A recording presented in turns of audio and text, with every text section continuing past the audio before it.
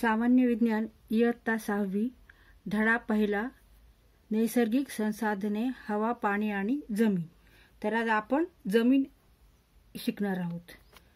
तर तुमच्या असे लक्षात येईल की जमीन आपल्याला दगड माती मोठे खडक या स्वरूपात दिसते। ती सर्वत्र सपाट नसते। जमीन कधी डोंगराळ तर कधी सपाट अशा रूपात पाहता येते। मानवासह सर्व भूचर प्राणी जमिनीवर राहतात। काही भूचर निवाऱ्यासाठी जमिनीत बीळ करून राहतात। याचा अर्थ ते जमिनीचा वापर त्यांची गरज पूर्ण करण्यासाठी करतात। आपणही जमिनीचा वापर शेती निवास रस्ते यासाठी करत असतो। जमिनीवर असलेल्या वनातील वनस्पती व प्राण्यांचा देखील आपण उपयोग करत असतो। जमिनीतून मिळणारी खनिजे खनिज तेल व भूगर्भीय वायू आपल्यासाठी अत्यंत महत्त्वाचे आहेत। याचा अर्थ जमीन हे एक महत्त्वाचे संसाधन आहे। ही जमीन नक्की कशापासून बनली आहे ते आपण आता पाहू। तर आपल्याला जमीन कशी दिसते, जमिनीमध्ये काय काय असते, तर जमिनीमध्ये दगड माती वाळू मोठे खडक असतात। आणि जमीन सपाट असते का सगळीकडे, तर नाही, ती सर्वत्र सपाट नसते। ती कुठे कुठे तिथे डोंगराळ असते, म्हणजे डोंगर असतात काही भागामध्ये, काही भागात ती सपाट असते। त्याचप्रमाणे आपण जसं जमिनीवर राहतो तसं काही भूचर प्राणी आहेत। भूचर म्हणजे काय, जे जमिनीवर वावरणारे जमिनीवर फिरणारे असे प्राणी जमिनीवर राहतात। म्हणजे उदाहरणार्थ गाय घोडा बैल जिराफ म्हैस शेळी कुत्रे हे सगळे भूचर प्राणी आहेत। हे जमिनीवर राहतात, म्हणून त्यांना काय म्हणतात, भूचर प्राणी। आणि काही भूचर निवाऱ्यासाठी जमिनीत बीळ करून राहतात। आणि काही प्राणी कसं उंदीर घूस हे जमिनीमध्ये काय करतात, बिळं करतात आणि तिथे राहतात। ह्याचाच अर्थ काय, सगळ्यांना जमीन ही लागते। आपण पण जमिनीवरच राहतो। आणि आपण जमिनीचा वापर कशासाठी करतो, तर आपण जमिनीवर काय केलेले आहेत, शेती केली आहे। त्याचप्रमाणे निवास म्हणजे आपण घरं बांधलेत, रस्ते बांधलेत, बागात केल्यात, हॉस्पिटल बांधलेत, अजून मोठे मोठे ऑफिस आहेत। तर आपण सगळीकडे जमिनीचा वापर करतो। म्हणजे जमीन नसेल तर आपल्याला हे करता येईल का, नाही। म्हणजे जमीन आपल्यासाठी खूप महत्त्वाची आहे। तर जशी जमीन आपल्याला महत्त्वाची आहे तशीच वनस्पती आणि प्राण्यांना पण ती महत्त्वाची आहे। कारण वनस्पती सुद्धा कुठे येतात, जमिनीमध्येच येतात। जमिनीमध्ये जी माती असते त्या मातीमध्येच वनस्पती येतात। आणि प्राणी सुद्धा हे जमिनीवरच राहतात। आणि जमिनीवर असलेल्या वनातील वनस्पती व प्राण्यांचा देखील आपण उपयोग करतो। तर आपण ह्यांचा सुद्धा उपयोग करतो। वनस्पती सुद्धा आपण खात असतो आणि प्राण्यांचा सुद्धा आपण उपयोग करून घेत असतो। त्याचप्रमाणे जमिनीतून आपल्याला काय मिळतं, खनिजे मिळतात। खनिज तेल आणि भूगर्भीय वायू हे आपल्याला उपयुक्त असतात। त्यामुळे आपल्यासाठी जमीन कशी आहे, ही महत्त्वाची आहे। म्हणून जमिनीला काय म्हणलं आहे, संसाधन असं म्हणलेलं आहे। आता करून पाहूया। आपल्याला हा प्रयोग करायचा आहे। या प्रयोगमध्ये काय आहे, एक प्लास्टिकची बाटली आहे आणि त्या प्लास्टिकच्या बाटलीचा वरचा जो निमुळता भाग आहे तो कापून घेतलेला आहे। तर प्लास्टिकची पारदर्शक बाटली, मुठभर माती, थोडे दगड वाळू पालापाचोळा आणि पाणी घ्या। त्याच्यानंतर काय करायचं आहे, बाटलीचा निमुळता वरचा भाग कापा, खालच्या भागात उरलेले साहित्य टाका व नंतर त्यात पाणी टाका। हे जे साहित्य घेतले आपण, मुठभर माती थोडे दगड वाळू पालापाचोळा आणि पाणी ह्याच्यात टाकायचं आहे। आणि काय करायचं, नंतर ते मिश्रण खूप ढवळून घ्यायचं, हलवायचं त्याला चांगलं। आणि नंतर ते तसंच ठेवून द्यायचं आणि दुसऱ्या दिवशी त्याचं काय करायचं आहे, निरीक्षण करा। त्याचं निरीक्षण करायचे आणि उत्तरे द्या। बाटलीतील मिश्रण कसे दिसते आहे, त्यात थर आढळतात काय, वरपासून खालपर्यंत या थरामध्ये काय काय दिसत आहे। तर आता ही बाटली आहे, हिच्या वरचे टोक हे कापलेले आहे आणि ह्याच्यात मिश्रण टाकून ढवळून रात्रभर ठेवलेले आहे। आणि सकाळी उठल्यावर बघितल्यावर काय दिसते आपल्याला, तर सगळे मोठे मोठे दगड हे खाली आलेत, कारण ते वजनाने जड पण आहेत आणि ते खालच्या बाजूला येणार। नंतर त्याच्यावर बारीक दगड आहे, मग वाळू आहे, मग माती आहे आणि मग पालापाचोळा आहे। तर बाटलीतील मिश्रणाचे थर हे अशा प्रमाणे आहेत।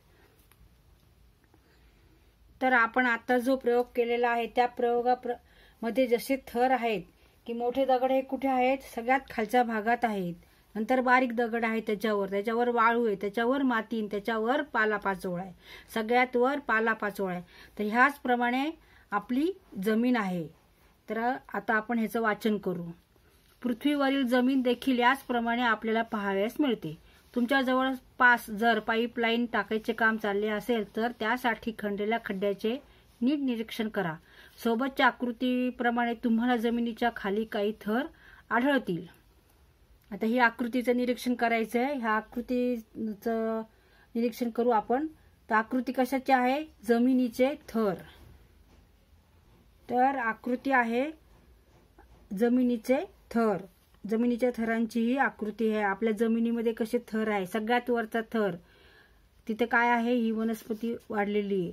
आणि ह्या थराला काय म्हणतात? कुथित मृदा. त्याच्या खालचा जो थर आहे त्याला म्हणतात मृदा. त्याच्या खाली जो थर आहे त्याला म्हणतात अपरिपक्व मृदा. त्याच्या खाली जो थर आहे त्याला म्हणतात मातीचा थर व लहान खडक. त्याच्या खालचा जो थर आहे त्याला म्हणतात मूळ खडक. म्हणजे सगळ्यात खालच्या थरामध्ये मोठमोठाले दगड आहेत आणि त्या दगड खडक आहेत, त्यांना काय म्हणतात? मूळ खडक असं म्हणतात. परिपक्व मृदा असलेल्या जमिनीत सर्वात वरचा थर, हा सर्वात वरचा जो थर आहे तो कशापासून बनलेला आहे? तर वनस्पती व प्राण्यांच्या अवशेषाच्या कुजण्याने निर्माण होतो. याला काय म्हणतात? कुथित मृदा असे म्हणतात. तर हा थर कशापासून बनला आहे? तर वनस्पती आणि प्राणी यांचे अवशेष. आता वनस्पतीचे अवशेष कोणते आहेत? तर पानं, खोड, मुळं हे सगळे काय आहेत? वनस्पतीचे अवशेष आहेत. तसंच प्राण्यांचे अवशेष, हाडं, मांस हे सगळे प्राण्यांचे अवशेष आहे. आणि त्यांचं काय होतं? कुजन होतं, कुजतात ते खूप. आणि कुजल्यामुळे अशी एक माती तयार होते. तर त्या मातीला, त्या मृदाला काय म्हणतात? कुथित मृदा असं म्हणतात. आणि हा थर शक्यतो दाट जंगलामध्ये आढळतो. तर असा थर आहे तर तो दाट जंगलामध्ये आढळतो. कारण आपण दाट जंगलामध्ये आपण जातच नाही. त्याच्यामुळे वनस्पती ह्या तिथेच पडून राहतात. प्राणी सुद्धा जे मरतात ते तिथेच पडून राहतात आणि ते कुजतात. आणि त्याच्यामुळे हा वरचा थर तयार होतो. त्याचं काय नाव आहे? कुथित मृदा. हा थर शक्यतो दाट जंगलामध्ये आढळतो. त्याखालील जमीन वाळू, माती, बारीक खडे, कृमी, कीटकांनी युक्त असते. या मातीच्या थराला मृदा म्हणतात. आता ह्याच्या खाली जो थर आहे तो कोणता आहे? मृदा. तर मृदा कशापासून बनली आहे? तर जमीन, वाळू, माती, बारीक खडे, कृमी, कीटकांनी अशी ती युक्त आहे. त्याच्यामध्ये कृमी आहेत, कीटक आहेत, वाळू आहे, माती आहे, बारीक बारीक खडे आहेत. तर अशापासून ही जमीन बनली आहे, हिला म्हणायचं मृदा. तर त्याखालील जमिनीत माती व मूळ खडकाचे तुकडे आढळतात. ही मृदा अपरिपक्व असते. आता ही मृदा कशी आहे? अपरिपक्व आहे. तर ह्याच्यामध्ये काय आहे? तर ह्याच्यामध्ये आहे माती व मूळ खडकांचे तुकडे. इथं आहे माती आणि मूळ खडकांचे तुकडे. ही मृदा काय आहे? या मृदेचं नाव अपरिपक्व मृदा. ही मृदा अपरिपक्व असते. त्या पुढे आणखीन खाली मातीचे प्रमाण कमी होऊन खडकाचे प्रमाण वाढत जाते. जसं जसं आपण खाली जाऊ, जमिनीच्या खाली जाऊ, तसं काय आढळतं? आपल्याला मोठमोठे खडक आढळतात. मातीचे प्रमाण तिकडे काय होणार आहे? कमी होणार आहे. त्यामुळे त्यापुढे आणखीन खाली मातीचे प्रमाण कमी होऊन खडकाचे प्रमाण वाढत जाते. हे थर मूळ खडकाचे असतात. मातीमध्ये आढळणारे मुख्य खनिज हे या खडकामधून येतात. म्हणूनच प्रदेशनिहाय माती वेगवेगळी असते. तिचा रंग, पोत या दोन्ही बाबी मूळ खडकावर ठरतात. तर मातीचा रंग, पोत ह्या कशावर ठरतात? तर ह्या मूळ खडकावरून मातीला रंग येतो, मातीचा पोत ठरतो. आपल्याला माहिती आहे काही प्रदेशामध्ये माती ही थोडी लालसर असते, काही ठिकाणी जास्त काळी असते, काही ठिकाणी अशी थोडीशी चॉकलेटीसर असते. तर हे कशावरून ठरणार आहे? मातीचा पोत हा सगळा मूळ खडकावरून ठरणार आहे. आणि ते खनिज सुद्धा कोणते आहेत? तर ते सुद्धा मूळ खडकावरून ठरणार आहेत. तिथे असणारी खनिजे, तिथे आढळणारे, मातीमध्ये आढळणारे मुख्य खनिज हे या खडकामधूनच येतात.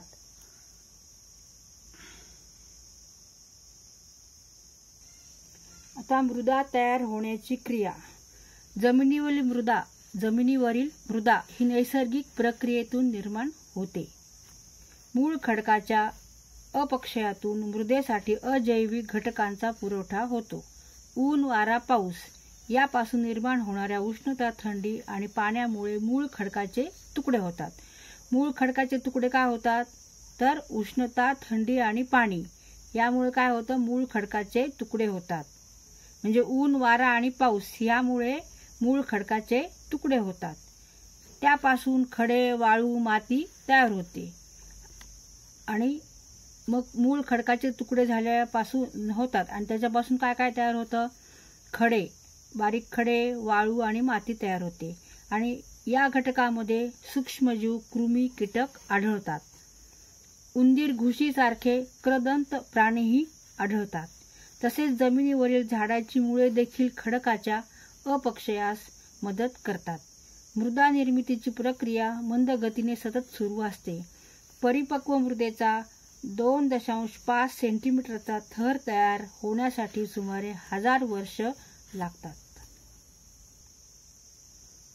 जमिनीच्या झाडाची मुळे देखील खडकाच्या अपक्षयास मदत करतात. म्हणजे खडक फुटण्यासाठी, खडकाचे तुकडे होण्यासाठी सुद्धा ही जी मुळं आहेत ती कारणीभूत असतात. आणि परिपक्व मृदेचा 2.5 सेंटीमीटरचा थर होण्यासाठी सुमारे 1000 वर्ष लागतात. पूर परिस्थिती, वादळी वारे आणि मानवाच्या खाणकामासारख्या कृतीमुळे मृदा अल्पावधीत नष्ट होऊ लागते. म्हणूनच मृदा संधारण करणे, जमिनीची धूप थांबवणे आवश्यक असते. यासाठी सर्वोत्तम उपाय म्हणजे जमिनीवरील वनस्पतीचे आच्छादन वाढवणे. गवत, झाडे, झुडपे वाढवल्यास जमिनीची धूप कमी होते. म्हणजे तिथली जमीन जी आहे ती, माती जी आहे ती तिथेच राहते, ती वाहून जात नाही माती. तर यासाठी आपल्याला काय करायचंय? गवत, झाडे आणि झुडपे वाढवायचेत. वनस्पतीचं आच्छादन करायचंय जमिनीवर. त्यामुळे जमिनीची धूप ही थांबणार आहे. जमिनीवर जी माती आहे ती वाहून जाणार नाहीये. म्हणजे आपली शेती ही चांगली होणार आहे. आता करून पहा. तुमच्या परिसरातील वेगवेगळी ठिकाणे जसे अंगण, बाग, डोंगर, नदीकाठ, शेती व खडकाळ जमीन येथील मृदेचे नमुने मिळवून त्यातील फरक, रंग, स्पर्श व कणांचा आकार या मुद्द्यांच्या आधारे निरीक्षण करून नोंदवा. तर माहित आहे का तुम्हाला? मृत वनस्पती व प्राणी यांचे सूक्ष्मजीवामार्फत विघटन होऊन म्हणजे कुजून मृदेवर जो थर तयार होतो त्याला कुथित मृदा, ह्युमस म्हणतात. कुथित मृदा जमिनीला पोषक घटक पुरवण्याचे काम करते. तसेच मृदेत हवा खेळती ठेवणे, मातीत पाणी धरून ठेवणे या कामी देखील कुथित मृदा महत्वाची आहे. चांगल्या सुपीक मृदेमध्ये वरच्या थरात कुथित मृदेचे प्रमाण सुमारे 33% ते 50% असते. कुथित मृदा म्हणजे काय? ह्युमस. आणि कुथित मृदा कशी तयार होते? तर मृत वनस्पती आणि प्राणी हे कुजतात. आणि हे कशामुळे कुजतात? तर सूक्ष्मजीवामार्फत त्यांचे विघटन होऊन म्हणजेच ते कुजून, ते सूक्ष्मजीवामार्फत त्यांचं काय होतं? कुजतात ते. त्याच्यामुळे जे सूक्ष्मजीव आहेत ते त्यांच्या असतात तिथे, त्याच्यामुळे ते कुजतात. आणि मृदेवर जो थर तयार होतो त्या थराला काय म्हणतात? कुथित मृदा, ह्युमस असं म्हणतात. आणि कुथित मृदा कशी असते? ही पोषक असते. ही जमिनीला काय करते? अजून सुपीक करते, पोषक करते. आणि ह्या मृदेचा काय काय फायदा आहे? तर ह्या मृदेत हवा खेळती राहते. तसंच माती, पाणी धरून ठेवणे या कामी देखील कुथित मृदा ही महत्वाची असते. आता एखादी जमीन सुपीक आहे म्हणजे काय? तर तिथे सुपीक मृदेमध्ये वरच्या थरात कुथित मृदा किती आहे? 33 ते 50% आहे.